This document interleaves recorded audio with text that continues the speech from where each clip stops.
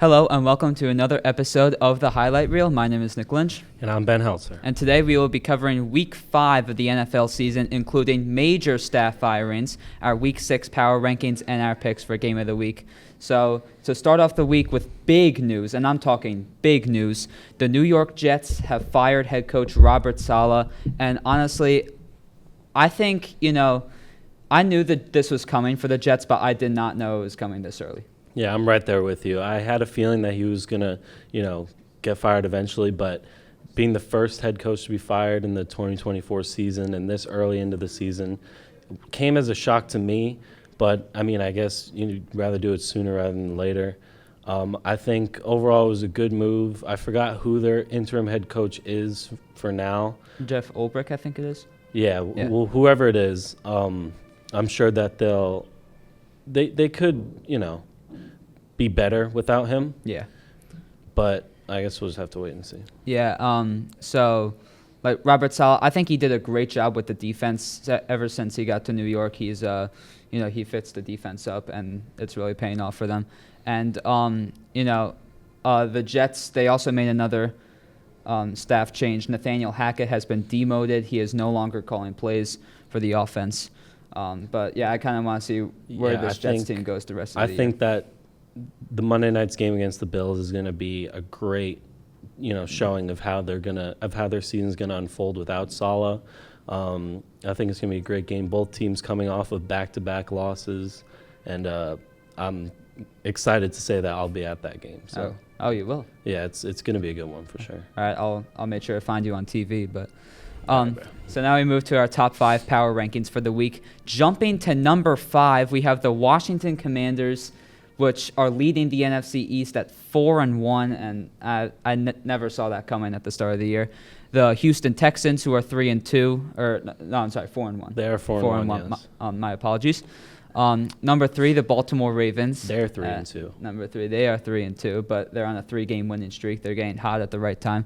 The Minnesota Vikings, who are one of the 2 undefeated teams left, at 5-0, and then the other undefeated team, the Kansas City Chiefs, at number 1.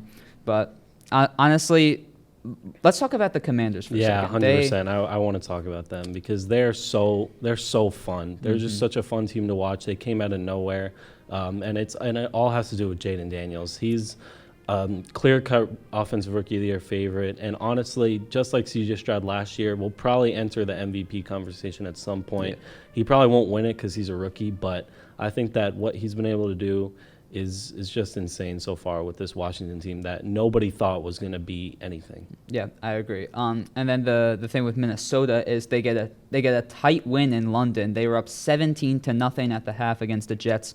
The Jets battle back, but the Vikings eventually are able to close it out.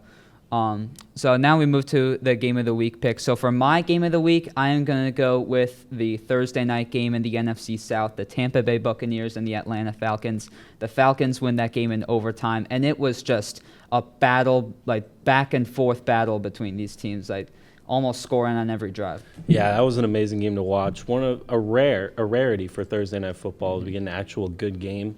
But, yeah, Baker and Kirk both played their hearts out.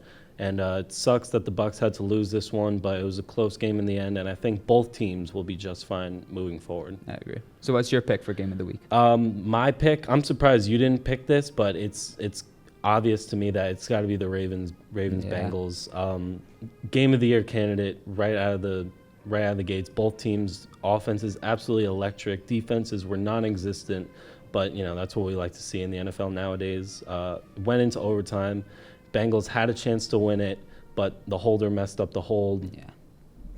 Yeah. Missed the kick. Ravens were able to go down and kick the game winner. But yeah, that was an amazing game to watch. Yeah, Lamar Jackson put up another MVP type performance. It's not like the Bengals played bad at all. Baltimore just played a lot better. Yeah, I know. The Ravens are just so good, and the Bengals' offense was actually very good. Yeah. Their defense though, and it's been like that all season. I don't know how they're going to be this season with that defense. But yeah. Well, that's it for us on the NFL today, but up next is Smitty and Jake to talk about college football. Hello and welcome to college football on the highlight reel. We just have a few quick points we want to get to today, so let's get it started. First of all, what a week of upsets. 4 top 10 teams fall this past weekend. Yeah, just a huge weekend for like the underdogs. First, we saw Texas A&M dominate Missouri, 41-10. Jake, what are your thoughts on the game? I mean, it looked crazy. 34 unanswered points until the third quarter. So, but personally, I don't think Missouri is nearly as good as last year. Obviously, they were a very good team last year, but this game didn't surprise me as much as like a game like Bama or Tennessee, just because I know Texas A&M is a pretty good team, and also Missouri kind of regressed since last year. Yeah, I agree. Like, I don't think Missouri should have been like ranked where they were. It was just they're just not as good as they were last year. I mean, I think obviously they should have because they were great last year and undefeated so far, but. Yeah, I mean, but I the think teams, that's like where they should be now, like bottom 25. Bottom team. 25. But yeah, Texas A&M, like they dropped down because of their losses, but they're a good team. They're much better. They than only had one loss to Notre Dame. Yeah, I think they're much better than Texas or Missouri. Next upset, as I just said, Bama versus Vanderbilt, 40-35. Coming off a big win against Georgia, no one expected this at all. No, not at all. Ryan Williams, star wide receiver, true freshman. He still had a great game, 82 receiving yards and 2 touchdowns. Just a great game from him. Bama just got behind early. Just they coming off of last week, they should have came off strong, which they didn't. So, but they found themselves down early, and they were trailing the whole game. Yeah, they found themselves down early in the game, and they really, they caught up, but they never actually took the lead or anything. So. Vanderbilt started 13-0, and Diego Pavia, I have to give credit to him, coming from a small school like that and then transferring to Vanderbilt. Great game from him, and just their offense looked great. I mean, the fact that Bama's defense allowed 40 points to them is just crazy after the Georgia game. But, yeah, Millero did all he could. Williams did too. Wasn't enough. They were just trailing the whole time. Yep. But the next top 10 team who went down was Michigan. Lost in a national championship rematch to Washington, 27-17. They plummeted all the way to number 24 in the country. Yeah. Michigan's just a whole different team this year. Not like last year, especially losing their QB1 from last year, J.J. McCarthy, who basically was the whole team. I mean, definitely not. I mean, think he did that. He kind of, but like he carried the team a lot. He was definitely a huge part because without him, I mean, we see now. But I don't even think like they have any remotely solid QB that can even like make them a good team. Like they're just relying off defense and the running game right now. Yeah, I agree. Tuttle went 10 for 18, 98 passing yards, 1 interception and 1 TD. Pretty good, decent day. Not like he was 10 for 18, but because. So yeah, it just the passing game doesn't look good. They don't throw the ball that much, so that's the thing. I feel like because they're not confident that they're a big run heavy team. And then Alex Orji was 3 for 7, 15 passing yards. We said, the passing game was just all around rough for Michigan. I mean, it looks like they just have like 3 or 4 quarterbacks, but like none of them are actually good enough to like set up the passing game. Mm-hmm. They're not really confident in Orji. He has like 15 passing yards this week, 30 in the other week. So he's not. It's definitely. They're not a big. They're gonna have to rely on the run game a lot. Yep. They still have Donovan Edwards and Khalil Mullings, who are 2 good backs. Like their defense is still solid. Like we said, they're just not a definitely big. Just not lost a, good, a lot from last year. Not a good passing team. And then the last top 10 upset of the night was number 4 Tennessee. They were taken down by Arkansas on the road. A very low scoring game. It was only 3-0 going into the third. And then Tennessee did jump out in the third, scoring 2 touchdowns to make it 14-3. But so much credit to Arkansas and the defense with not allowing them to score again. Yeah, never easy to play in the SEC, especially on the road. College football, when you think about it this year, it's just pretty crazy. And it's great to watch. You never know what's going to happen. But 4 top 10 teams falling, chaotic Saturday of football. I now want to talk about Ashton Genty again. We brought him up last week about the Heisman race talk. But for me, he definitely has to be number one in the race. What are your thoughts?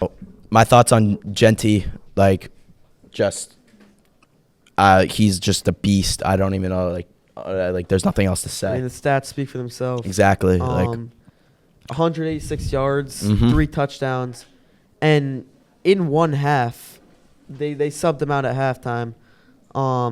So 1,031 yards on the year, 16 touchdowns, and almost an 11-yard average. But unfortunately, that's all we're going to have time for today. Stay tuned. Andrew's talking about soccer next. Hello, I am Andrew Mirzaaghasi, and we'll be talking about soccer once again, going straight immediately to the Champions League. We are starting with an upset with LOSC Lille versus Real Madrid, with a victory to LOSC Lille with 1-0. I'm quite shocked that Real Madrid did not win this game at all, and the scored goal was a penalty. This is an absolute upset because you had players such as Vinny Jr., Bellingham, and others. They couldn't even score at all, and that's quite a shock. Moving on to the MLS, we have Inter Miami winning the Supporters' Shield of 2024. They defeated Columbus Crew 3-2. 2 of those goals were scored by Messi, and the other one was scored by Luis Suarez. I find it funny that Luis Suarez was a header, especially when Camacho slammed into their own goalie. It was so bad that the ESPN announcers were in much disbelief. And congrats to Inter Miami for winning the Supporters' Shield. And here's the clip to summarize everything. My penny? Your penny? Yeah. All right, I got you. Here you go, bro.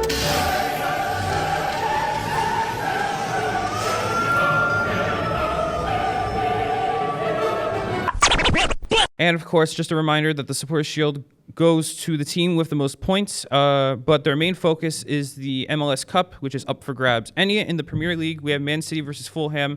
It's 3-2, basic game, but not really that much. Really showed off Berkowitz scoring 2 goals for Man City and Doku pulling out another one. However, I do wish that our goal, Ederson, would pay more attention. We have our standings for the Premier League. In first place, we have Liverpool with 15 points. In second, Man City with 14 points. Third is Arsenal with 14 points. Fourth is Chelsea with 13 points. And fifth is Aston Villa with 13.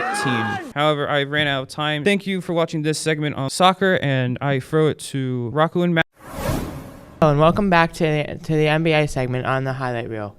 Today we will be covering some of the preseason games. Let's start off with the Celtics and Nuggets. What were your thoughts? I mean, the Celtics and the Nuggets, listen, 2 juggernauts going head-to-head. You grasp yourself and you look at what both of these teams have done. It's fun. Listen, the preseason is preseason. You got to take it with a grain of salt. And with that, you just have to settle yourself and remember, it's only preseason. But your backups and some of your starters looking at the preseason, it could be a sign of things to come. The NBA works very differently compared to the NFL. So listen, it's just a preseason game, and I think the Celtics have a chance to go back-to-back. They got a lot to prove, but see the Warriors over here on top over the Clippers by 1 point, 91-90. And look, we have seen what this Warriors team has done over the last few years. You notice, like, the dynasty, it's over. Curry, he's getting older. He's still good. I mean, He's like, not in his prime anymore. right. Wouldn't you agree that the Warriors at least still look okay? Okay, yeah. I mean, I wouldn't say championship worthy, though. Yeah, you can't be championship worthy when you have a team like that. You know who is championship worthy? My New York Knicks. My New York Knicks got a dub over the Hornets. Karl Anthony Towns, he's been cooking so far, and I love to see it. I'm sure you'll cover that on your show, right? I mean, I got to. It's the cat, man. Cat. Go check it out. Brunson. High State Sports. Don't miss it. Brunson with a nasty spin move to get that layup. So beautiful. So beautiful. Now, the upcoming games, we have the Lakers at the Bucks, and tomorrow we have the 76ers in Minnesota. So, right. Look, what are your thoughts on those? Yeah, like the Lakers and the Bucks, it's 2 weird teams. And listen, the Sixers in Minnesota, that's a team, 2 teams rather, that they excite you. You want to watch them. Embiid, Maxey, the new look Wolves with Randall and Dante, and of course, Anthony Edwards. Wow. Just what a slate of preseason games that we have. And it's fun because the NBA season starts in a few weeks and you want to just excite yourself. So how can we do this? By putting up teams that just have so much to give and so much to gain, and I can't wait for it. We got your Knicks taking on the Wolves over the weekend. How do you think that one's going to play out? I mean, it's interesting. Knicks and the Wolves, that's two juggernauts in the NBA, and with the trades that just happened, I can't wait. I'm going to tune in for sure, even if it's only a preseason game. Well, that's all for NBA this week. But next up is Myles and Luke on the MLB. Hello and welcome to the highlight reel. Today we'll be talking about the NLDS and ALDS series. Yankees Royals is the first ALDS series we'll be talking about. Yankees are up 2-1. Very close series, or at least the games the Yankees win are close. Royals kind of blew out the game that they won. Last night, it was Game 3. Giancarlo Stanton just had a great game. I mean, he had the RBI double that gave him the lead in the first, making it 1-0. Then he had a home run to win the game later on 3-2. Luke Weaver has been amazing for them since they made him the closer. I mean, it's just been, you put him in, he's been so good. He said after the game he's not a closer, he's a big game pitcher, pitches in big spots, gets big outs, and he's got 2 saves in the 2 wins on the series. Yeah, he's been vitally important to the Yankees' success. Obviously, both their wins have been one-run games. Last night was kind of the Giancarlo Stanton game, obviously hitting a home run, and then more surprisingly, he stole a base. That was really the highlight of the night for him. But going back on Aaron Judge, he's about as useful if you put Stevie Wonder in the box right there. He is the Joel Embiid of the MLB. I really don't see much playoff success from him during his career. I don't know what it is. Same thing with Embiid. They just don't. Okay, first of all, do not ever compare I'm going to compare him to Embiid again. He's been really bad, though. Look, It's been really bad. they're both MVPs, and they both have not performed in the playoffs, despite their team winning. Yeah, but at least Judge is a good person. Yeah, Judge is a good person, but Yeah, still. Embiid's not. Embiid's a dirty player. Yeah, I don't know Judge how he is as a fine person. Player. He doesn't do anything wrong. He's just been terrible in the playoffs. He has been absolutely atrocious. But overall, the Yankees probably, unfortunately, going to win the series. Well, we'll find out tonight, hopefully, with Garrett Cole pitching in Game 4. And then if they lose this one, they'll have to go home for a Game 5. Yeah, that might be challenging. Yeah. Okay, moving on to the Guardians and Tigers series. Tigers are surprisingly up 2-1. The Game 2, they won on hitting a home run off Emmanuel Clase, which almost never happens. He's been as lights out of a closer as you could be. And they just hit a 3-run home run off him to win Game 2. And then Game 3, they won again, which is even more surprising. Because Game 2, they had Skubal pitch, and he's as dominant as anyone right now. I mean, it's just he comes in, he starts the game, and you almost have no chance of winning. The unfortunate thing is they have no other starters. So they pretty much do 3 bullpen games between his starts, but he's as dominant as anyone. Yeah, Skubal, he's the AL Cy Young winner, obviously. Every time he comes in there, he's lights out. That fastball that he throws, he's throwing 100 in the 7th inning. You just can't touch that. But looking at the Guardians, they have the pitching. It's just Jose Ramirez is the only threat in that lineup. Obviously, you could say Josh Naylor or Steven Kwan, but they really have not stepped it up in this series. I mean, it's just been a bunch of low-scoring games, battle of the bullpens going into the 8th. But that home run that Kerry Carpenter hit off Emmanuel Clase really just shifted the series. Felt like after that, the Tigers really carried their momentum into Game 3. And Bo Brisky, I want to touch on him. He's been fantastic for the Tigers bullpen. They'll put him in any leverage situation, and he'll be fantastic. So moving on to the Mets versus Phillies.